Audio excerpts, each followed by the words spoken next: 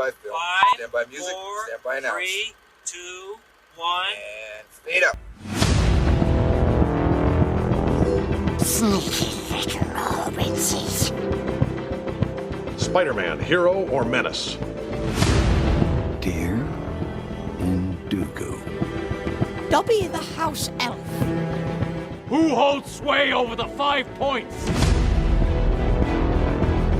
I swear to God, I'll pistol whip the next guy that says shenanigans. This is my family. There's a hole in this cake. You concur? I'm a bloody Island. I'm bloody Ibiza. How about new? You crazy Dutch bastard. Opa! Welcome, one and all, to an all-new episode of 20 Years, 4 Beers. Oh, you're so proud of yourself. I love it. We are a podcast dedicated to rewatching movies from 2 decades ago while simultaneously enjoying a minimum of 4 modern beers. My name is Steve, and this is my big brother, Tim. And we are coming to you from Minneapolis, Minnesota. On this episode, we are heading back into independent film territory. Oh, yeah. We've done a few, I think. Yeah, a few. I mean, kind of depends on how you define it, but... Yeah. And we will be watching the unexpected blockbuster film of 2002, My Big Fat Greek Wedding. And also having some fun, apparently, themed beers to go along with it. Oh, yeah. My Big Fat Greek Wedding is the story of Tula Portokalos, a young-ish woman in a very large Greek family who meets and falls in love with Ian Miller, a non-Greek man. She must find a way to get her family to accept him before they get married and also find a way to embrace her heritage and cultural identity along the way. The film is directed by Joel Zwick, written by Nia Vardalos, and stars Vardalos as Tula, John Corbett as Miller, Michael Constantine and Lainey Kazan as Tula's parents. Ian, if you're gonna be in this family, I get you some earplugs. Because the Portocalos women, if they're not nagging somebody, they die. Oh, you're in so much trouble when I tell my sister. Tell me what?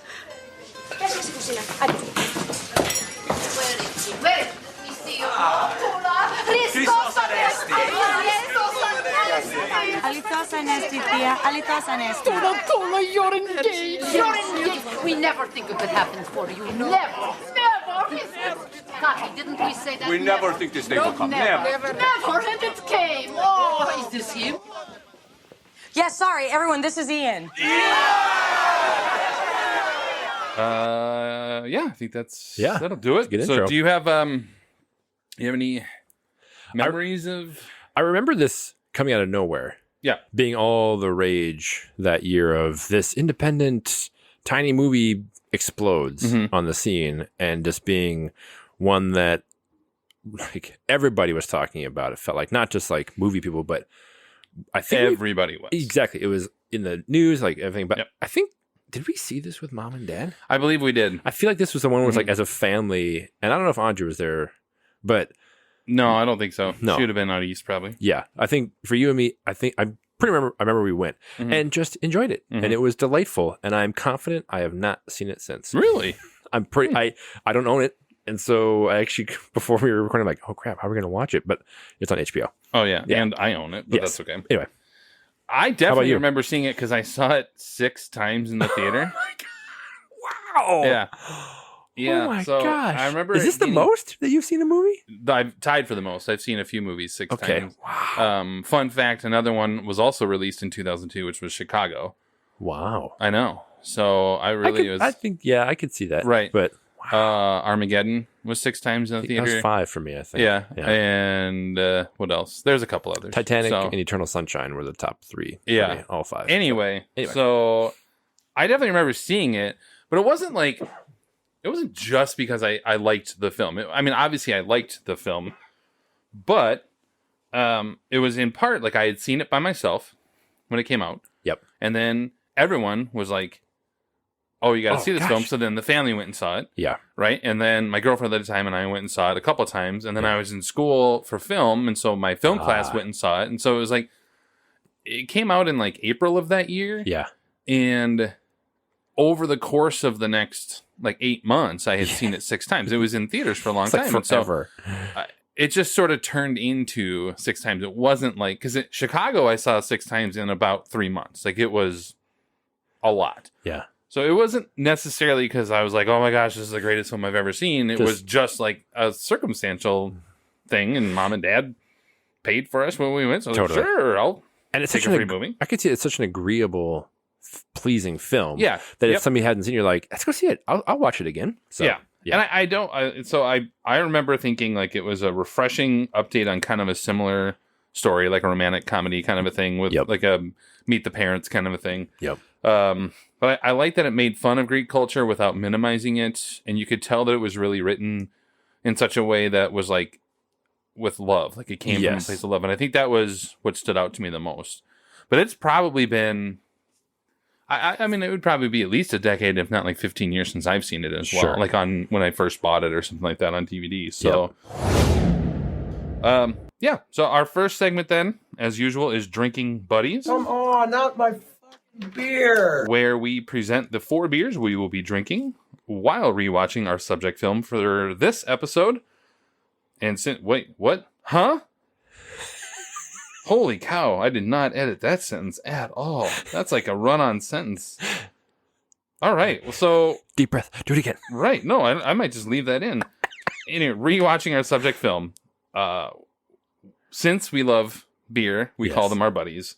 And Tim has informed me that we have a theme beer or 2 or 3, as well as a potential strange brew. I'm so excited. So, Tim, who are our buddies for this episode?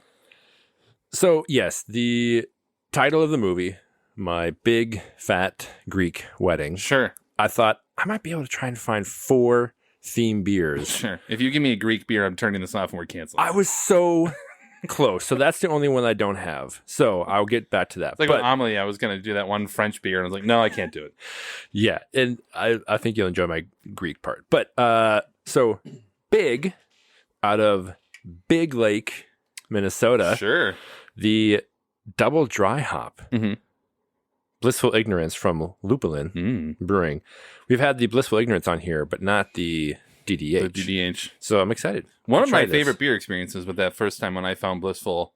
Oh, remember? yeah, and I was like, Tim, you have to try this. Oh my God, I was like texting you. Yep. So that's the big one. Sure. Now, fat. Some would say a synonym for fat is stout. Oh, look at you. I did Google synonyms for fat. But sure. You had to Google a synonym? I did. Wow, for that. You were a professor or something. It didn't work on Wordle. But I have from Falling Knife. Yep. Out of Minneapolis, their Little Shaky Cafe Con Meal style stout with up coffee, espresso, cinnamon, and vanilla. Yep. I'm very excited to try Yeah, this. we had the very shaky hands last year. So, yep. But this was a little bit of a different one here. For a wedding, that's a marriage, a partnership, perhaps a collaboration. You see where we got that there? Oh, good for you. I was impressed last time having Humble Forager out of Wisconsin. Yeah. That crazy beer I had. Well, they have a collaboration with Barrel Theory out of St. Paul. Their Imperial Tiki Sour, listen to this, with passion fruit, orange, spices, pomegranate, calamansi, lime, and almond. I'm very curious to see. But that's not the strange brew. No. Yeah. That's the collaboration. So again, the Greek... Surprising there's no guava in that. I was trying to shy away from the guava, but the Greek failed me because I was hoping to find Greek, as I understand. Something with yogurt. Well, apparently a lot of Greeks eat lamb. What do you mean you don't eat no meat? Oh, that's okay. That's okay. I make lamb. And I thought a lambic. Sure. But there aren't really local options. And I'm like, a sour is a bit of a stretch. And I could find a lambic, but it's from Europe. And so I'm like, you know what? I'm not having that. And then I was like, well, I think cucumbers are a lot in euros and stuff. And so I was really going to try and find one with cucumber. This is crazy cider that I had long ago, but I didn't. So it didn't work. So we have Big, Fat, and Wedding. But get this. We've been talking a while having a strange brew and just being you know what? We have a lot of beers that are kind of in our wheelhouse, which is great. I saw this post on Twitter and I was like, I got to get this. I'm not sure what's going to happen, but we'll see. So it is a collaboration. Again, nice thing of merging with weddings and stuff. New Belgium out of Colorado and Surly out of Minneapolis. Their Dark Forest. a barley wine sour ale aged in bourbon barrels with spruce tips. Take off, you hoser. You take off, you numb. Ew. I'm so excited. Yeah. Who knows? It might be Oh, yeah. We've had really good experiences. a surprising option, but this is going to be it's a little bit of wrench thrown into our usual one. So that's Love our it. list of drinking There buddies. you go. Very good. Let me open our first Very one. good choices, Tim. Thank you. I was pretty happy with myself, I must say. Our next segment is the social network, If you guys were the inventors of Facebook, you'd have invented Facebook. where we take a look back at the critical and fan reception from 20 years ago. I have a review from The Guardian again. I guess I'm on like a Brit kick. But I've got Peter Bradshaw of The Guardian gave it 3 out of 5 stars, saying, quote, "It's enjoyable with a cracking performance from Michael Constantine as Tula's father Gus, a robust Greek nationalist who claims that any word in common usage has a Greek root, including kimono. In truth, the movie looks less novel if you remove Greek from the title and replace it with Jewish or Italian, but it's still very entertaining. As with the dating comedy Kissing Jessica Stein, it started life as a fringe theater piece, and it's delightful to see its original writer-performer Nia Vardalos play the lead on screen. She looks like a real person, an organic talent, very different from a possible genetically modified casting of, say, Jennifer Aniston. Congratulations to co-producers Rita Wilson and Tom Hanks for developing the project and keeping its flavor." Nice. With a U. That's a good one. Flavor. I like that, British. That's awesome. The IMDb rating is 6.6 out of 10. Rick Groen of Globe and Mail said, "My Big Fat Greek Wedding is a very slim movie that succeeds on its own modest terms without pretense or apology. No wonder it's easy to like." Charles Taylor of Salon.com said, "With tiny little jokes and nary an original idea, this sappy ethnic sleeper proves that not only blockbusters pollute this summer movie pool." Yikes, buddy. That was like one of the rare ones that seemed really harsh. And I was like, that's crazy. And then Big Man Raj. Sure. 3 out of 4. Yeah, he liked it. He did.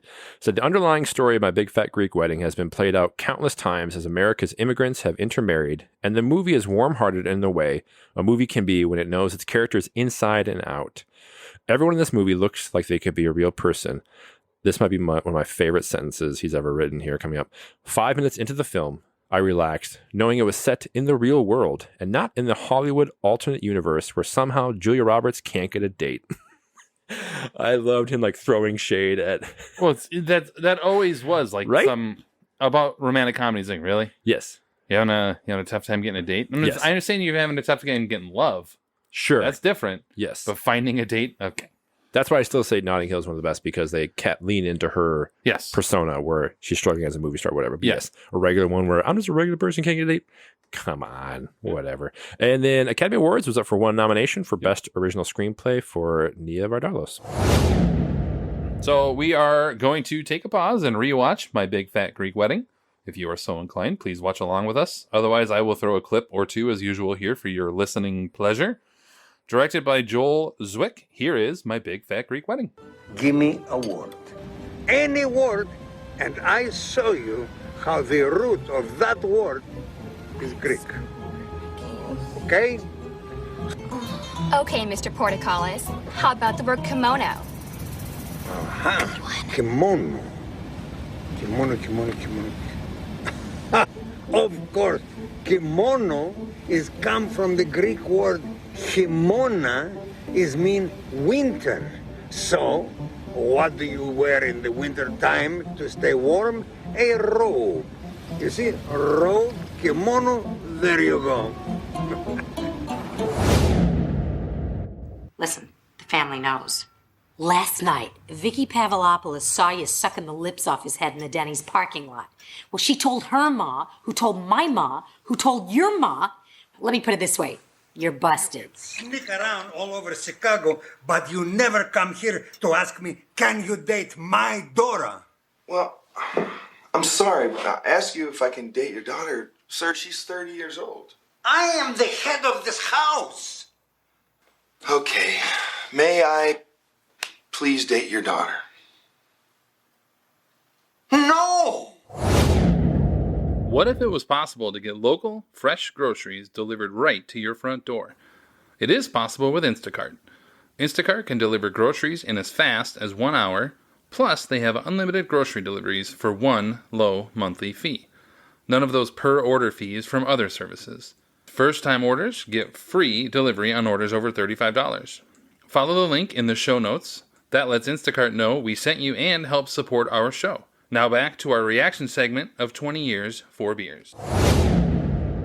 All right, well, welcome back to 20 Years, 4 Beers, where we have just finished rewatching My Big Fat Greek Wedding, or as I typed it out, MBFGW. I did the same thing, yep. I can't do this every time. So as usual, we jump right into our reaction segment that we call High Fidelity. Top 5 side ones, track ones. Where we discuss our top takeaways of any kind from rewatching the film. Do you have anything you want to start with? Like what? Man, romantic comedies get a bad rap. Yeah. Like, they just are seen as kind of this, like, you know, less than... Yeah, like from a movie standpoint, you mean? Yes, yep. From a cinematic experience, enjoyability, all these things. And I just got to say, I absolutely truly adore competent romantic comedies. Sure, yep. Where I some of the dumb ones I can take, but this is just fantastic. I mean, because you know what you're getting into. Yeah, like, no, I totally understand. Like the one that's coming out with Owen Wilson and J-Lo, the Marry Me one. Yeah. Where she just randomly picks the guy out of the audience and marries him. Yes. Like, okay. Exactly. Right. Like, I mean, don't okay. get me wrong, I'll still probably see it, but I'm just saying. But I think of always like a Sweet Home Alabama is like, right. Oh yeah. No, I hate that movie. It's just terrible. But then you have ones like this where it's really, really enjoyable and fantastic. And like Ebert said, it's about feeling real and genuine. Mm-hmm. Where it may always feel like a romantic comedy, because it gets a bad rap, is a bit of a misnomer for this movie. Yeah, it's more comedy than romantic comedy. Yes. Yep. Because it's not just two people, it's a family comedy. Yes. Yep. Exactly. And so like it has all the standard tropes, like they rely on like the meet cute and the vulnerability moments, and then like opposites attract, and like it's inevitable because it's a wedding movie. So you know they're gonna get together. So there's no like drama. But I like that it didn't have like a falling out type of thing. They come back together. Like it's just people in courtship, and then what that's like. It's just, man, it's just delightful. Yeah, I guess my main takeaway is just that I think this is small film at its best. Yeah. I think we've had that a couple times where you're just like, this is what these are passionate people, like a passionate writer. You get the right director. Just a simple, didn't do anything special with it. It was just like, here's the story. We're going to tell the story. All the actors, including, I mean, the main two are great. Like they're good. Yeah. But really, it's the supporting cast. They're all really good in their small roles. Like everybody involved in this, from top to bottom, it's a passion project. And you're like, when they made it, you're thinking, I bet they're thinking, wow, they're giving us $5 million to make this movie. Yeah. Like, hell yeah, let's go. LFG, man. Like, I don't like they're not obviously not thinking what it turned out, of course. Residuals, sure. But anyway, I think it's a small film at its best. Yeah, it's just like you watch it and you go, you know, the characters are fun and the connections are interesting, but these are what you think about like when I sign up for movies where I want to have a return on my investment, right? To know this is just going to feel nice and it's delightful. Yep. It's just a fun movie. I wrote down delightful. Tim's going to say delightful. It's just delightful. I you know, because you think about, like we talked about, I think in a previous, whenever it was, I forget one of the recent pods, of like, if I want to cry, I'm going to get The Green Mile on. Yeah, like, if I want to like hit specific emotional needs. Yep. Man, I totally just wrote this off 20 years ago as like a whatever, a lark. This is one that I would introduce as like a staple of sorts. Sure, you could watch it 6 times.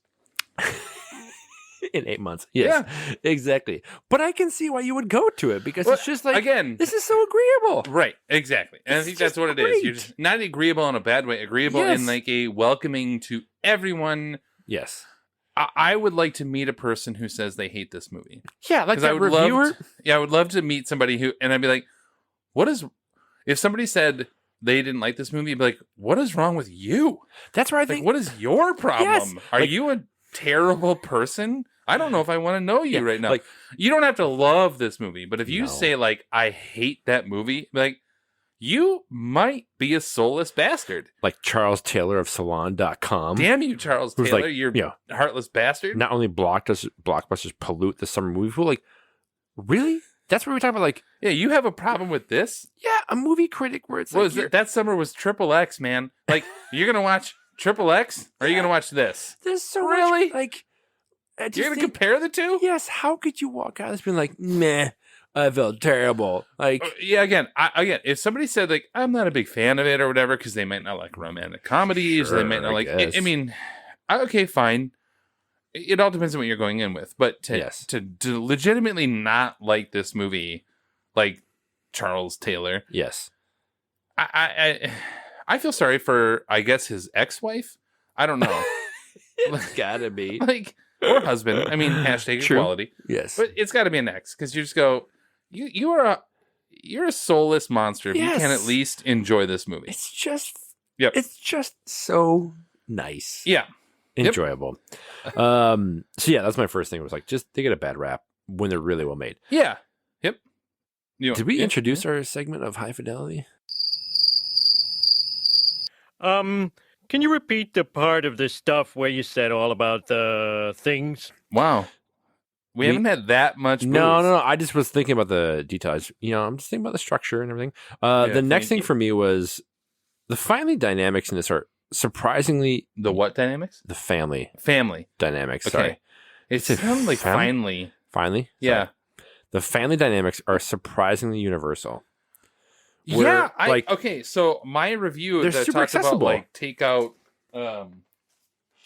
the Greek and replace it with like Jewish or Italian or whatever. If you remove Greek from the title and replace it with Jewish or Italian, it's less novel. And I'm like, I totally disagree with Absolutely, that. it's Peter Bradshaw of The Guardian. Like, I think they're very universal. Yes. Yep. Continue. with Because it. the dynamics are like it, and I feel like it helps it stand out. It's not just another cultural film or stereotype of insert demographic, like you talk about, like, Jewish or Italian or whatever it might be.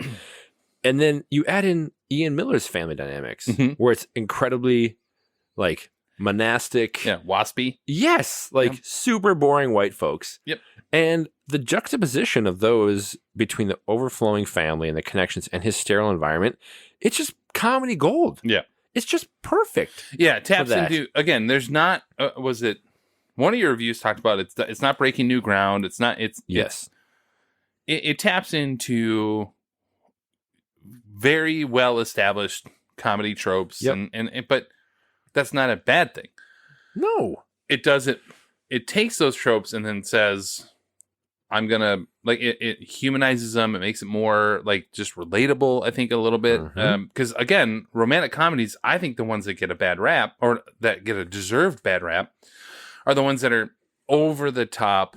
Like, this would never bleeping happen in real life. Yes. It just wouldn't. Or the ones And- we talked about where a lie occurs and you have to spin plates for 90 minutes. Yeah.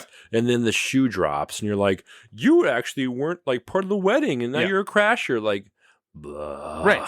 And exactly. And I think that's where, I mean, like Wedding Crashers, of course, that's more of a comedy, not a I romantic. agree. But I get your point of, there's nothing about this that is there's not one point in this movie where you go, oh, is this going to turn to, like when they get drunk, when Ian's parents, Harry and Harriet and I can't remember his name. All of a sudden, I forget. Yeah. Marty or something. yeah, Marty Miller.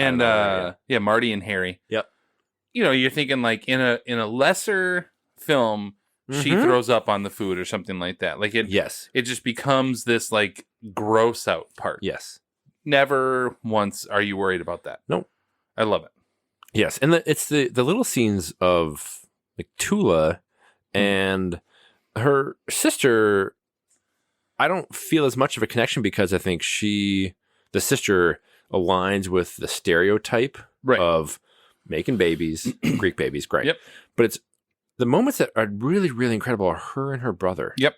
Where they're trying to branch out, do different things. The father is being stubborn, but you can see the dynamics at play was the mother of the family really kind of controls things, but behind the scenes, and like, I'm going to incept this idea for Tula to go work at the travel agency, but it's not going to be our idea. It's going to be his idea. Yep. And then Nick keeps on coming back with the artwork, and it's just like, it's those things that add the color to these movies. Yep. Where it's not just ha ha ha stereotype, again, insert demographic, but it's just really, really, and especially when Nick, the brother, at the baptism scene, which is great, of Ian, and it expresses such vulnerability of Tula saying he's going to just not want to be with me anymore because I'm not worth it. And he's like, no, you are. Right. It's those. But he pieces. didn't even say it like the way you did, which he hammers it home. Yeah. No, it's just a simple. No, you are. Like you're worth it. Right. So yeah, it's those things that elevate this. Where I'll come back to another point, but yeah, this is just. I wish great. The only thing I have a couple knocks on it, not in like a negative way, like because it's not the type of movie it is, but like there was no payoff to Nick's art. Yes. There's no payoff. Yes. Give me a 2-minute scene where the dad finally picks the menu and Nick gets his moment. Like they went out of their way to show this great artwork on the menus and the dad. Like that was, I always wanted some sort of like, you kind of assume it's coming because he's going to school or whatever, but like, God, it would have been great to that. There's just a few nitpicky things along the way. Sure. But speaking of nitpicky things, there was a review, and we didn't talk about it, but that I had read that at one point it said that effectively that the romance between the two of them, between Ian and Tula, was like undersold. That it was sort of like not glossed over, but basically just it wasn't delivered upon. Like it wasn't and I was like, nah, you're wrong on that one, man. Like I was sort of watching it at first, and I think in my brain I had a memory of they meet and then they sort of like get married, but there was like 45 minutes in between that. Yeah. I disagree with that. And I guess what I'm saying is, so I might nitpick on that, but that was really nitpicky for that reviewer. But then it was, I love his love for her. Like she loves him and it's very clear. Like but he is the one who really has to sacrifice, I guess, in a way, or really sort of change for her. Like she does not change for him. Not in a bad way. I'm not saying she's selfish or anything like that, but like I love his love for her. And we talked about it. We had to like pause it or whatever because he has the line that says like, "I came alive when I met you." I love that line. Damn. I was like, yeah, man. Yeah. Like she's gonna jump you in the school like hallway. Like say that at home. Yes. But he converted for her. And again, he's even said I like that they did say, like, as a religious person, I do like that they said he even admitted to his parents, like, we're not very religious. Like, they might be Catholic or whatever, but they're not religious. And so for him, it might not be that big of a deal, but for her, it's this huge deal that he takes on the Greek Orthodox faith. And I love his love for her in this. Yeah. Both are real. I'm not going to diminish her love for him, but just his willingness to be like, I met you and this was it. And I think for me, I think we probably relate more to the men in the movies. Sure. You more than me, obviously. But like, obviously. No, I liked his story when it came to this because he had much more of a journey when it came to their relationship. Yes. I really I don't love John Corbett as an actor necessarily, although I'll live and die on Northern Exposure. But oh my gosh. I don't love him I'm just saying as an actor, he's not like an amazing actor. But I think he's really good in this movie because he's just really good. So we'll unpack a bunch of that. I have another thing about John I'm not Corbett. saying he's bad. I'm you just saying, shut your mouth about John Corbett. I'm just like, yeah. Oh, I'll come back to him. But yes, I think what makes it work is when you're going to have this opposites attract type of experience, because it has to be the compelling part of this movie isn't crazy family meets crazy family. Right. Yep. It is this environment in which she comes in, and when they're having their first date, and he remembers that she was the waitress or whatever she says. I The forget, frumpy girl. Yeah. He's like, I don't remember the frumpy girl, but I remember you. Yep. It's these tiny things of him having a realization. And then as that type of environment where they're on the bridge, I remember, and he's talking about your environment and your family is incredible to me, where it's so different. He didn't grow up with any cousins. It was very just him and his family. So they do a great job of seeing that this would be compelling for him. It's a unique environment, different situations. So that's where it doesn't feel forced, where it's just romantic movie and they get married and there's these variables. Cool. It's so earned. That's I love really that well bridge done. scene though too, because she so wants to complain about her family and is holding back, and he's just like, I'll take it. Like what, you can just tell he wants to hear about her, and then she starts going and he just stares at her like, okay, yeah, this is exactly what I wanted. Like she was holding back. I love that scene. I adore that scene. And that's where it feels like this is such a great version of these type of, again, we talk about romantic comedy. It's a bit of a disservice from the stereotype of it. Yeah, but the only one we've watched so far really is Legally Blonde, right? Yes. And that's, again, was a different version of romantic comedy because it wasn't a hero's journey. Right, but it wasn't like a girl needing to be rescued by a guy. Yes. And this really wasn't either. Like, he wasn't, like, she did her own thing. She went to school and she got to the travel agency, and then that sort of led to the confidence.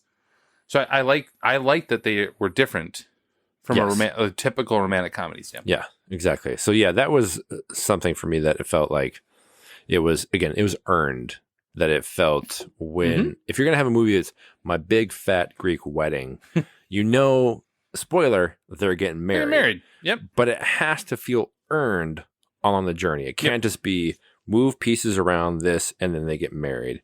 It feels like, they actually would get married for this. So it was really well done. Third thing I had was her father is just flat out incredible. Like all the other characters around them. And I think we talked about like many romantic comedies or these kind of movies are probably better because of the supporting characters. Yep. The main two I find in most ones that I have an appreciation for are not what brings me back. It's like the friends. Yep. Or it's the kind of characters around them. They feel like, yes, these can be more over the top, whatever. But her father, just over and over, he is just, I forget his name, the actor, but just Michael Constantine. That's great. Yeah. And thank Gus. You. Yep. Gus. Yes, I am Gus. He's so great. He just carries this movie. He's so fantastic. From a humor standpoint, for sure. Yep. The root of the word Miller is a Greek word. And Miller comes from the Greek word Milo, which is mean apple. So there you go.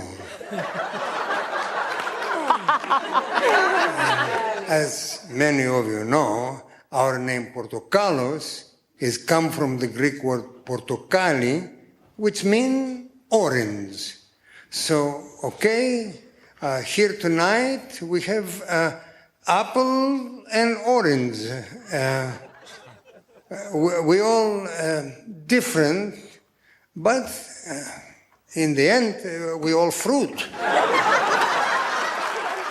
But even the touching moments where, why is she doing this to me? And you can see the dynamics. Right, because in a lesser film, he's the a-hole. Like, he's the jerk who's driving everyone else to, like, overcome. Yes.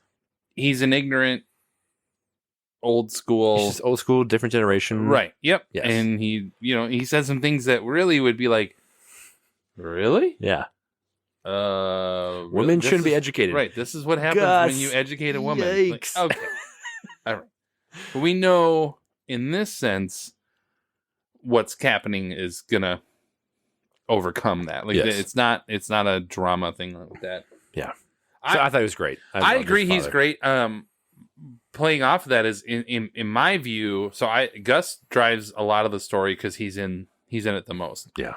Andrea Martin, who plays Aunt Vula, is astonishing to me. She's so good. She's so good. I'm just like, everything she's in, every scene she's in, she's just perfect. The Eat My Twin, the lump growth on the back on of her lump neck. on her neck, the Eat My Twins. Yes, I ate my twin or whatever. That's what she says to the That's the first Ian's thing parents. Yes, now you're family, so I can tell you my dirty, my dark secret.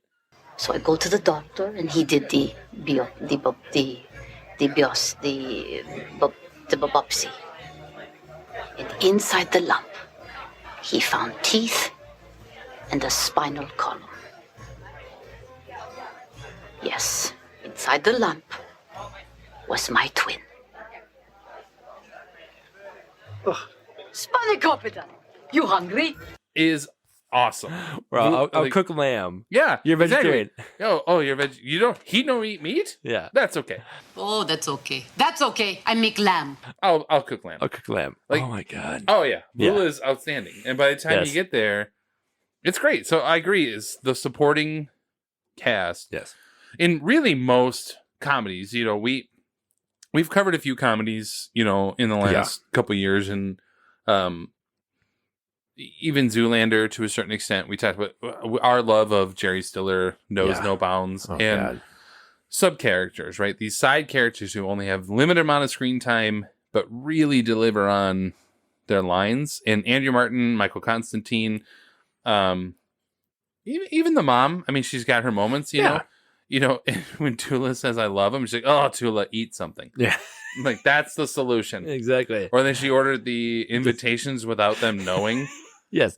Oh, I have them. I have them. I already ordered the invitations. in the What are you talking kitchen. about? Yeah.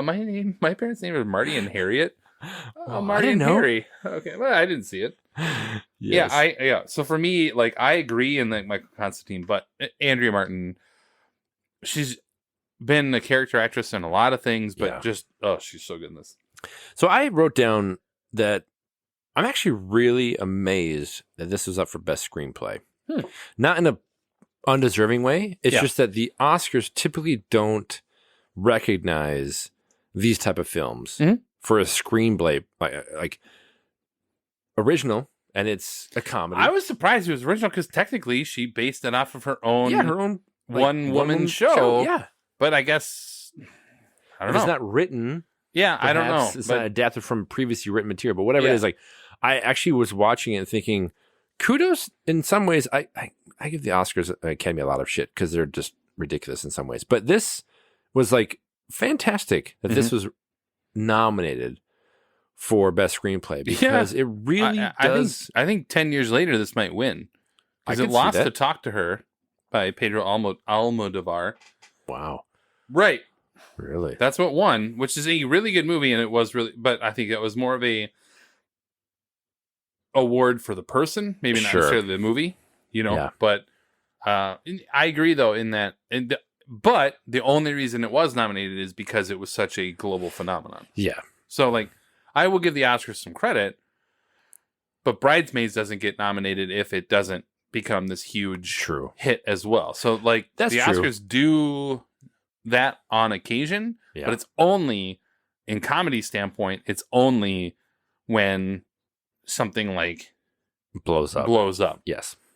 Yeah. Or is super quirky, like Charlie Kaufman and like the and that's a Eternal different Sunshine caliber. exactly, of, like, but just like that's kind of different. Yes. That's artsy comedy as opposed to like slapsticky sort of fun romantic. Yes. But a romantic comedy of any kind being nominated for a screenplay is really impressive. super rare. Yeah. And that's like kudos to Vardalos because it's such a good screenplay. Yes. You find yourself laughing from the first moment, laughing all the time through to the end. It's just you. I think you just smile your whole way through. Yep. And I love a movie like that. You don't. I just randomly watched Grumpy Old Men this week. Yes. Right. And I own it. And I just. But same thing. You watch Grumpy Old Men, and the whole way through, you just find yourself either laughing, or just enjoying it. There's some moments where you kind of it's heartfelt and things like that. Yeah. But you just the whole way through, you are just enjoying the hell out of this. And this is that kind of movie to me. That movie's one of the first bromantic comedies I can think of. If nothing else, when I get to hear Walter, like, I forgot how good of a line when Walter Matthau says, why don't you do the world a favor and pull your lower lip over your head and swallow? Why don't you do the world a favor and pull your lip over your head and swallow? Gustafsson! This week I was like, somehow I'm going to find a way to talk about grumpy old men in this podcast. And I just did it. So yes. I actually thought about that. It works. It was the movie. It I'm like, works. yes, because that's a movie could be a romantic comedy. Sure. But it's not categorized as such because it's just a comedy. But it has the same feel. Yeah. I truly was thinking that actually when you mentioned that when I was watching, it's like, this feels like a next version of like a Grumpy Old Men, where it's just a grounded in humor and funny and real people, but there's this romance happening. So yeah. Oh my gosh. I really don't have much else, really. No, I'm coming back to John Corbett. Well, I have one other thing. John Corbett. Yes. I'm in the wrong business.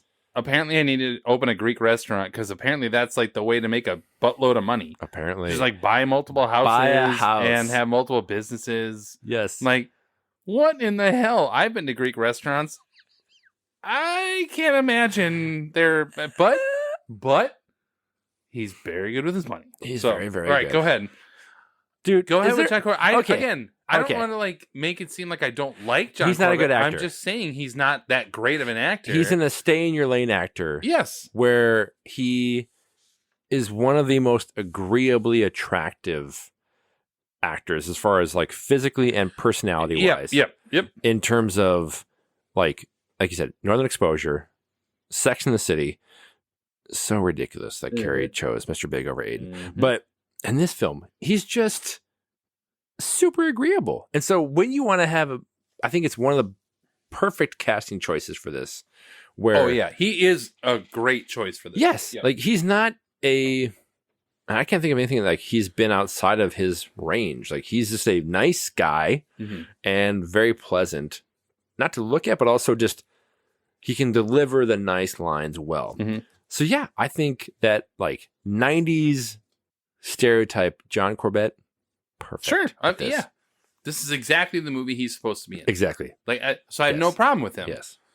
He's also a terrible kisser. Yeah, right. I was thinking that like I don't know if it's her or his him, shoulder was but blocking all that good stuff because Lord, they had like, the angle. The two of you are not good. I know. When it comes to, you're good. They had good on-screen chemistry. Really, immediately you could tell. Yes. They had really good chemistry, but terrible on-screen like kissing. when he does the scene where he walks over and accidentally hits the old woman. Oh and my she God, beats yes. the crap out of him. Oh, I forgot about that. So good. All right, Yeah, really quick. it was fun. It was fun to watch you, like, because I do think I have the memory more, maybe so than you. Yeah. Oh, of these movies, because I'm sitting there like just reliving it in my brain, and you're like experiencing in the moment. You know, I love that scene. I remember and Windex, and that's it. That's all I remember. Yeah, the Eat My Twin scene. I just was like that same thing. And anyway, yeah. Well, I was gonna say the last thing was like, remember tourism agencies? Oh yeah, like travel agencies. You Yeah, mean? like yeah, yeah. So obviously you don't remember that. What a great thing where you had to pay Have you someone. ever used a travel agent? No, I never used one either. No, Like, but they ever. weren't a thing. We were in the generation where it's like we didn't have a huge need to travel like that until we got some level of small amount of discretionary income. But it's fascinating watching a movie like this where, thanks internet for putting a whole industry pretty much out of work. Because I guess I never looked for them before, so I haven't looked since. But there's a great episode of 30 Rock where Tina Fey or Liz Lemon is like an out of work actor, or like she suddenly is in this back alley and she runs into other like obsoleted.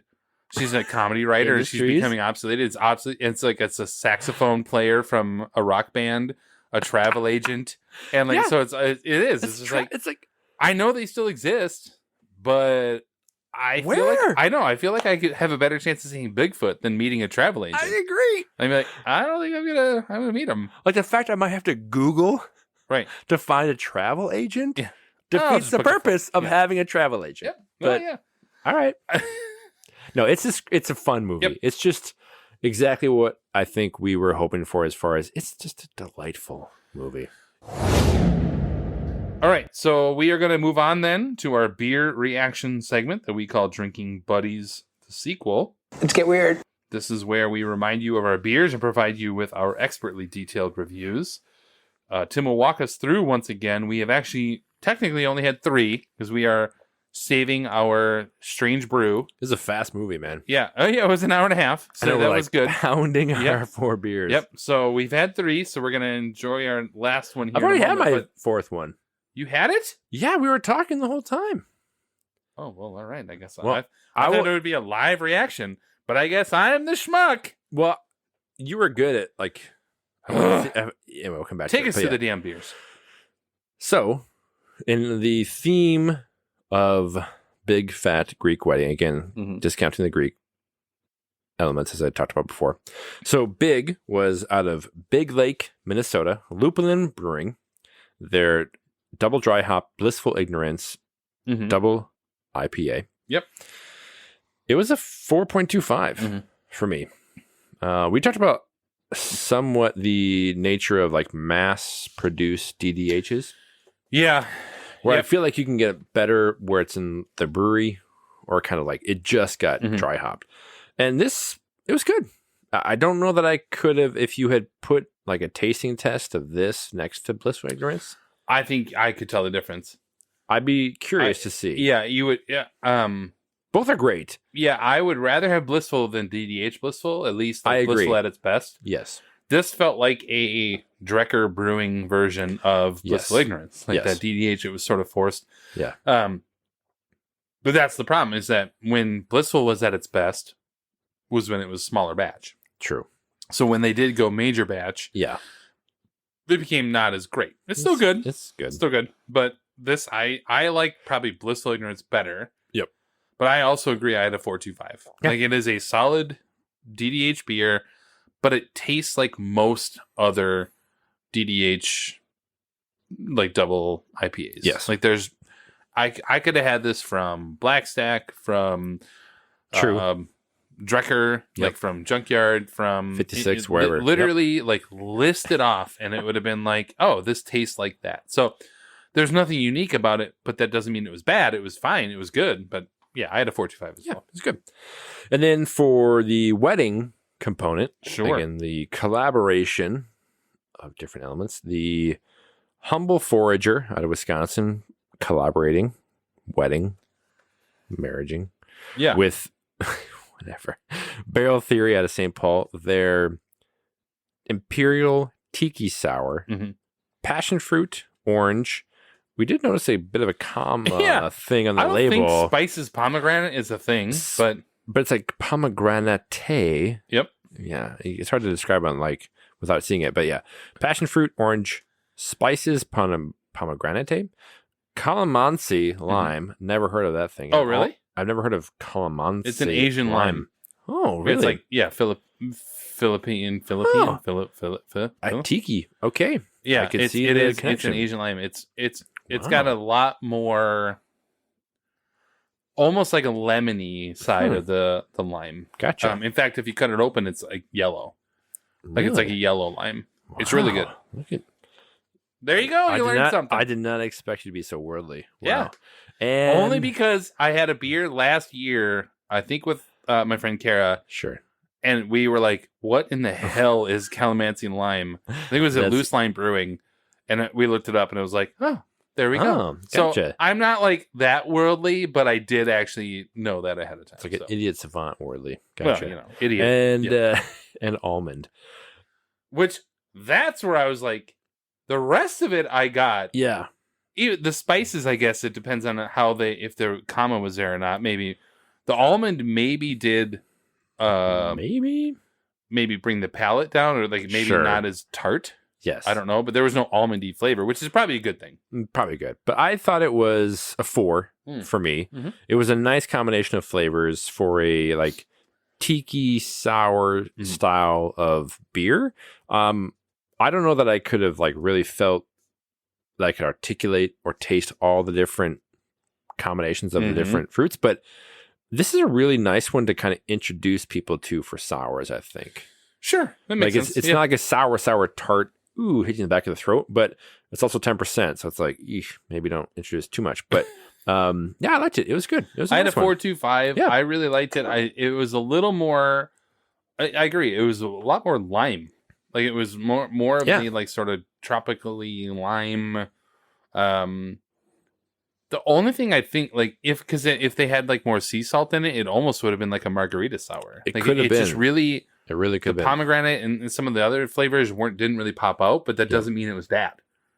You know what I mean? It was good. I liked it a lot. I had a 4.25. Yeah, it was good.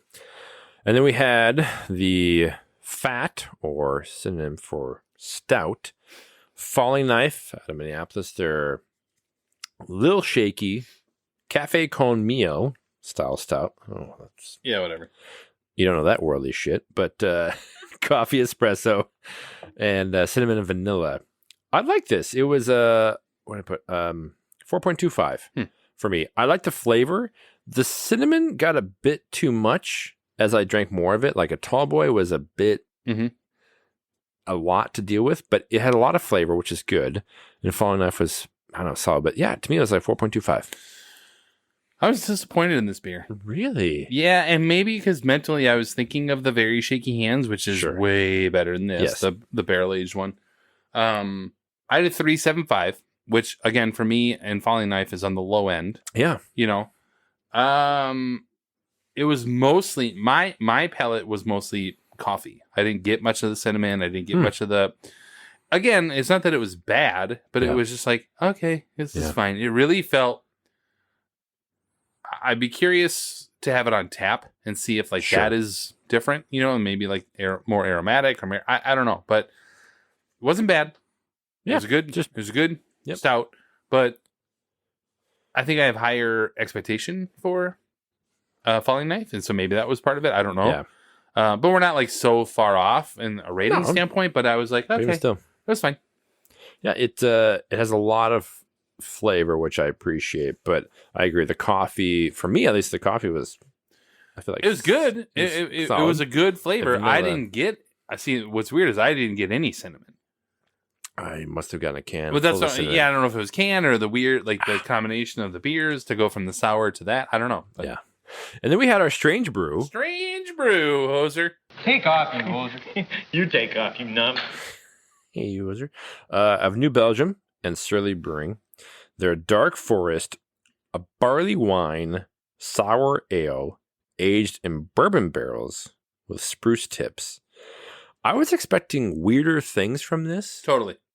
But it tastes just kind of like a mellow, bourbon-y barley wine. Yeah. Like the sour. I have a little bit of sour. Yeah. Yep. But I don't know. I guess I expected like maybe a piney IPA type thing from Spruce Tips. I agree. I don't see any of this. I don't get any of that. Spruce Tips? Yeah. Spruce Tips. Yeah, it was a 3.75 for me because I thought it was good. I don't know that I'm happy that I wasn't disappointed because barley wine to me is such a awful beer. Yeah. Like, what are you doing?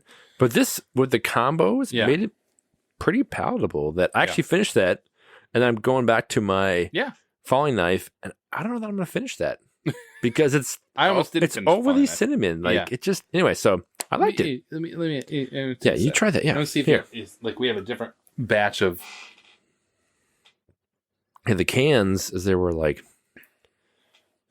See, I do taste more cinnamon here, but maybe that's just because I'm thinking of it. Maybe. I don't know. A psychosomatic thing, but. Man. Anyway, it was a cool Strange Brew. I'm happy we tried it. I'm happy. I had a 4 out of 5, probably because my expectations were on the freaking floor when it came to this. Sure. I've had one barley and wine I've ever liked, which is out of Falling Knife. They had barrel aged barley wine that was outstanding. Yep. The very old Painless or whatever it was. Mm-hmm. I think the barley wine. You could almost just not call it a barley wine sour. If this was just like a sour, you'd be like, oh, okay. It's like it. The one thing about Surly, they don't do sours much. No. Like, I can't think of a sour from Surly that I'd be like, oh, you got to have this or whatever. They've had some, but. Yeah, nothing stands out. Right. So, I mean, I like the fact that they did that. Yep. But a sour barley wine, I'm like, okay, this just tastes like a sour. So Yep. 4 to 5, it was fine. But I would not have been able to have that whole bottle by myself. Oh gosh, no. All right, well, so then we come now to our final segment, which is Quiz Show. The exciting quiz program, 21. Where we search for trivia surrounding our subject film and try to stump the other. I do have a few. It's like, I assume you have a few as well. I have 2, but this was kind of hard. It was. I was kind of like, I don't know. So, I do have a few, so I'll let you go first. The song playing at the start of the wedding reception, All My Only Dreams, is by a fictional band, The Wonders, and was featured in what 1996 Tom Hanks film? That Thing You Do. Yeah.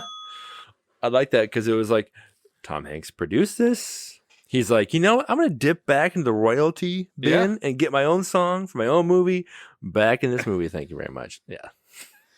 Okay, so I think I'll play off the Tom Hanks note then. Director Joel Zwick has not done much in terms of film credits. Sure. In fact, I literally don't think I could name another one, and I researched it. Fat Albert live action. So again, I don't think I can name another one. Nothing. I'll stand by that. Yeah.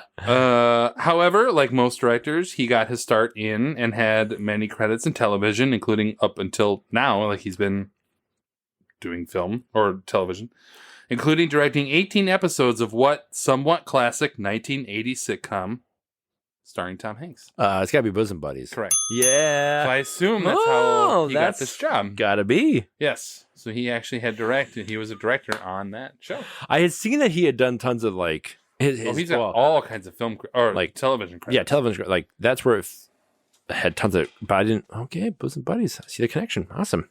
So. My Big Fat Greek Wedding was a sleeper hit and ended up becoming the 5th highest grossing film of 2002 and is considered to be the highest grossing romantic comedy of all time. And you mentioned the $5 million budget. Except for Titanic. It's True. a laugh riot, man. Yeah. Anyway, continue. Sorry. My mic. Sorry. All right. The film ultimately earned $370 million for a $5 million budget, meaning it earned $74 for every dollar spent. Okay. So there will not be math in this fine. question, but yeah. Taking this cost to return ratio into consideration, what independent 2007 horror film has the distinction of being the most profitable independent movie relative to cost ever made? It had an initial budget of $15,000 and returned $190 million globally.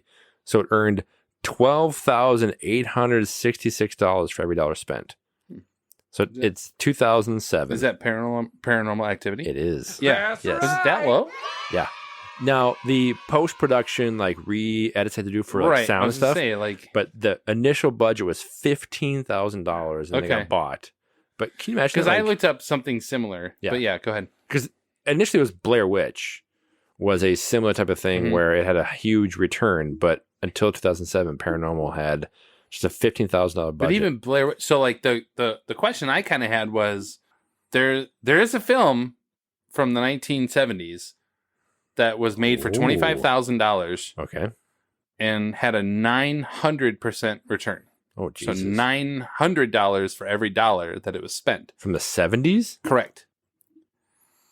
This is not my trivia question necessarily, but I did look into this because I skipped it because it's from a industry that maybe is less than reputable. Is like Debbie Does Dallas or close? Whatever? Oh, what's another one from that era? Oh, there's only one. It's that or I don't know the other Deep one. Throat. Oh, there we go. It was made for $25,000 and it made 900 times its money back. Wow. Yes, but anyway, that's a good one. There's another one that was I guess my sort of off of that was again it was produced for $5 million and making $374, 75 times the budget. However, the percent of total budget, a 1979 post-apocalyptic thriller, holds the distinction from a studio release standpoint of having the highest percent grossed over budget. So somewhat similar but different. You know what I mean? 79? Yeah. So 1979, it made 499 times its budget. Jeez. Post-apocalyptic thriller. From 1979, what film holds this record? I have no idea. Starring Mel Gibson. The Mad Max. Correct. Nice. Yeah, so that had made 499 times. It's because even Blair Witch, I looked, and it was like 280 sometimes or whatever. But if you look at it that way, trivia. I know it's totally like there's multiple. There's rate of return. There's all these other things, but in that marketing sense, and yeah. I have one last one. Okay. I will ask you. My Big Fat Greek Wedding ran a home video era record 52 weeks in the theater. A full year? A full year. Jeez. It was in the theaters. That is 11 weeks longer than what Oscar-winning, record-breaking film of that era. Oh, that time, Titanic. Correct. Yeah, because that was the longest. Really, 52 weeks? Mm-hmm. Wow. Because I remember Titanic was like 52 weeks. I remember at the time Titanic was like it just ran never for 41 weeks. Never went out. It was number one. Yeah, Titanic was number one until Man in the Iron Mask dethroned it. DiCaprio. Again, DiCaprio. Yep. And then a few weeks later, it was Lost in Space. But anyway, off topic. All right, so that will bring us to the end of the episode. Stay tuned for our happy hour later this month, where we talk about one of our first suspense thrillers. Sure. In David Fincher's Panic Room. We want to say thank you for taking the time to listen and for clicking that like or subscribe button on your devices. Find us on Twitter at years_beers and on Facebook, or head to 20years4beers.com. This has been 20 Years 4 Beers. My name is Steve. I'm Tim. And thanks for listening. Oppa.